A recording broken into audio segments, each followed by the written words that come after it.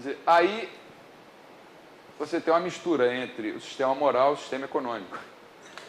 Quer dizer, a decisão que eu tomei foi de natureza moral. Para mim, eu não quero um canal daqueles. Tem gente que gosta, não tem nada contra. Mas é uma decisão individual, pessoal, né? O que eu não aceito é que me imponham uma coisa. Se me oferecessem, olha, a gente passa a tua velocidade de 20 para 100 megas e ainda te dá de graça o campeonato brasileiro de futebol, eu na hora ia pegar. Se me oferecessem, você quer esse aumento de velocidade e de graça você pega o programa da Hebe Camargo, eu ia dizer, não, muito obrigado. Também não quero. O esquema de Oscar Lange e Abba Lerner é um esquema estático. Não leva em conta o tempo dinâmico, como tudo que não é austríaco. E o Hayek já apontava nos anos 40 esse fato como uma falha, uma vez que a economia, naquele tempo ele já tinha percebido, né? O Hayek começou a abandonar a teoria econômica pura no final dos anos 30 e passou a se interessar mais por questões ligadas ao conhecimento. E mais tarde ele estudou psicologia, ele ligou a economia com direito e até com a biologia.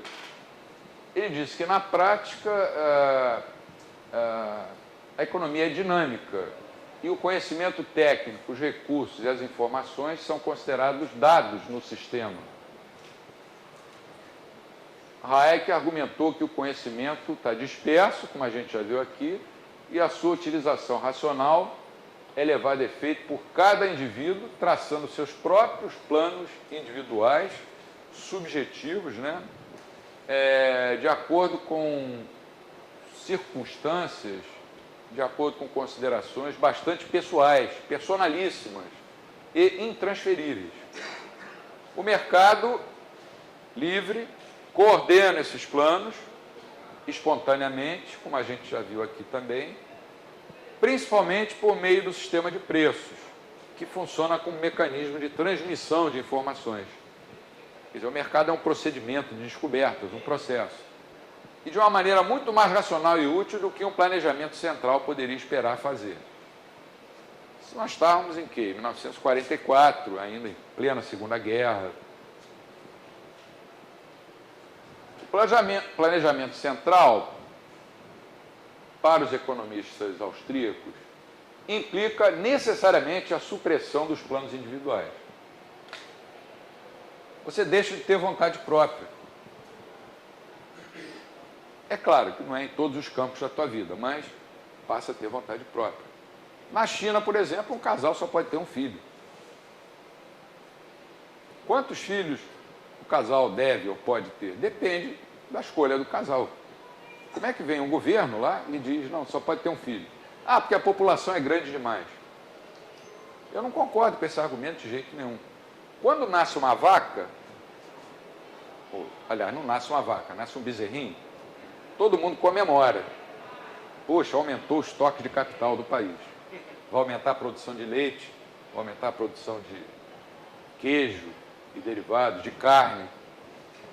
Quando está para nascer uma criança, as pessoas dizem, ih, caramba, lá vem um problema. Só esquecem que essa criança, quando nascer, pode se tornar não, ela vai ser uma pessoa humana diferente de todas as outras, com vontade própria, e pode ser um gênio. Um desses grandes músicos, agora eu esqueci o nome de música erudita, era o 10º ou 12º filho de uma família, e quando os pais souberam que ele ia nascer, ficaram até tristes, pô, lá vem mais uma boca para a gente alimentar, e o cara foi um gênio da música. A gente está cheio desses exemplos, né? Quando nasce uma vaca, todo mundo festeja. Quando se anuncia, vai nascer um ser humano, as pessoas dizem, mais um problema. Mais um Bolsa Família que o governo vai ter que gastar. Então, os planos individuais, até de ordem pessoal, ficam superados, ficam amortecidos, eles são assassinados. Só falta, nesses sistemas, dizerem com quem fulano vai ter que se casar. A gente não pode aceitar uma coisa dessa. Isso é contra a natureza humana e, para alguns, contra o direito natural, que alguns austríacos também argumentam, né? Esse é outro debate. Os indivíduos tornam-se instrumentos, meros instrumentos do planejador central. Mas esse cara, sentado lá em Moscou, ou em Brasília, ou em Pequim, ele não pode ter jamais a esperança de coordenar a produção racionalmente. Eu falei Brasília porque a gente teve 5 congelamentos de preço e era mais ou menos assim. Embora aqui não tenha acontecido no regime socialista, um congelamento de preços é um negócio radical. É, vamos dizer, uma ditadura aplicada à economia. Você tinha liberdade política, mas não tinha liberdade econômica. Liberdade é uma coisa, é uma via de mão dupla. Se você tem liberdade econômica e não tem liberdade política ou vice-versa, então você não tem liberdade.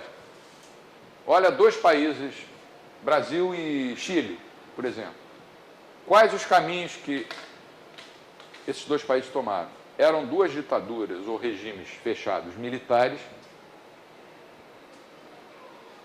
O regime do Salvador Allende ia implantar o socialismo no Chile, sem guerra, pela via gramsciana, por isso que ele hoje é pintado como um grande herói, que ele era o cara que ia conseguir implantar o socialismo na América Latina, mas é um cara que desorganizou completamente a economia chilena. A inflação na época chegou a mais de 1000% ao ano. E aí teve lá eu chamo de contragolpe, e entrou o Pinochet, que é pintado pela mídia inteira como se fosse um grande assassino, um bandido. O que o Pinochet fez? Manteve o regime politicamente fechado, mas foi abrindo a economia. Contratou assessores econômicos da Universidade de Chicago, que mal ou bem é da mainstream, mas acredita no livre mercado. Abriu a economia, privatizou, fez as reformas do Estado, cortou déficit, estabeleceu um banco central autônomo, e o Chile, até hoje, é uma economia que vem se comportando bem. Isso foi lá no início dos anos 70. E, aos poucos, o Pinochet foi abrindo politicamente o Chile. Primeiro ele abriu a economia, depois ele foi abrindo politicamente até que eles chegaram a uma democracia. Depois do Pinochet, já tivemos lá alguns presidentes de esquerda, de centro, de direita, e a democracia está estável, e a economia chilena, mal ou bem, vai acima da média da América Latina. O Brasil percorreu o caminho contrário. Primeiro, nós abrimos politicamente o nosso regime, quando passamos dos governos militares para os civis. E, no lado da economia, a gente fechou a economia com intervenções cada vez maiores nos mercados. Foi o caminho inverso ao do Chile. Qual das 2 economias deu certo? É claro que foi do Chile. Qual das 2 economias não? Qual das 2 estratégias deu certo? Foi a do Chile. Apesar de ser difícil comparar o Chile, que é um país pequeno territorialmente, com o nosso país, que é muito maior. Mas nós chegamos a achar no Brasil que democracia ia resolver todos os nossos problemas, na época das diretas já, que era uma aspiração natural de todo mundo. Mas democracia econômica, democracia política sem democracia econômica, sem economia de mercado, também não funciona. Assim como o vice-versa. Se você tiver uma democracia, uma economia de mercado sob o sistema político fechado, também não funciona. Mas no Chile eles tiveram o bom senso de pouco a pouco abrirem a economia. E hoje na China fala-se em socialismo de mercado, que é o que eu disse ontem, parece um vascaíno rubro-negro, ou um palmeirense corintiano, ou um gremista colorado. Quer dizer, entre termos contrários, existe meio termo. Por exemplo, entre quente e frio, existe morno. São 2 termos contrários, quente e frio. Mas entre termos contraditórios, não pode haver meio termo. Por exemplo, ou está chovendo ou não está chovendo. Você não está dizendo, está meio chovendo. Ou aquela mulher está meio grávida. Ou está ou não está. Ou você tem o socialismo, ou tem uma economia de mercado. Agora, acho que a última trincheira desse pessoal de esquerda é a China. Eles estão se escondendo atrás do sucesso aparente da China, aparente não, que vem crescendo, e dizendo, descobrimos um novo caminho, que é o socialismo de mercado.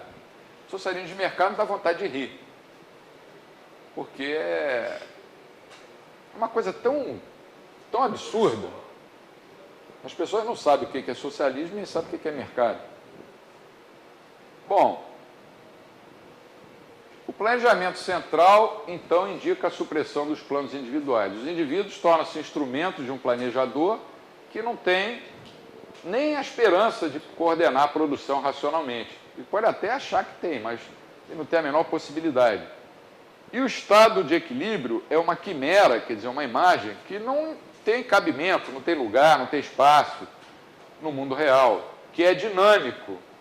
Além disso, o conhecimento, as oportunidades e a informação nunca são dados, nunca estão lá nos ceteris paribus ou nas equações como parâmetros constantes. Pelo contrário, estão sendo incessantemente criados e ampliados por meio das iniciativas individuais e suas interações. Então, o planejamento central ou bloqueia essas iniciativas, impedindo que elas sejam feitas. No exemplo que eu dei ontem, José comprava um terreno de Maria e vendia para João.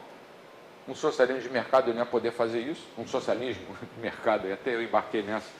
Um socialismo puro, ele nunca ia poder fazer isso, porque ninguém ia ter propriedade de terreno nenhum, nem o João ia poder ter uma oficina mecânica. Ou então ele desestimula as pessoas que têm criatividade a serem empreendedores. Mas nos anos 40 era difícil compreender isso. Era difícil compreender isso. Continuando ainda, na Wikipedia, o sistema de colocação do Hayek. O sistema de preços tem como verdadeiro papel transmitir informação. Pelo menos eles colocaram os argumentos do Hayek corretamente. É maravilhoso como, em um caso de escassez de um determinado bem, sem que ninguém tenha que dar uma ordem, são palavras do Hayek, e talvez com apenas um punhado de indivíduos conhecendo as causas, dezenas de milhares de pessoas cuja identidade não se poderia determinar em meses de pesquisa, começam a utilizar esse material com mais cuidado, ou seja, se movem na direção correta.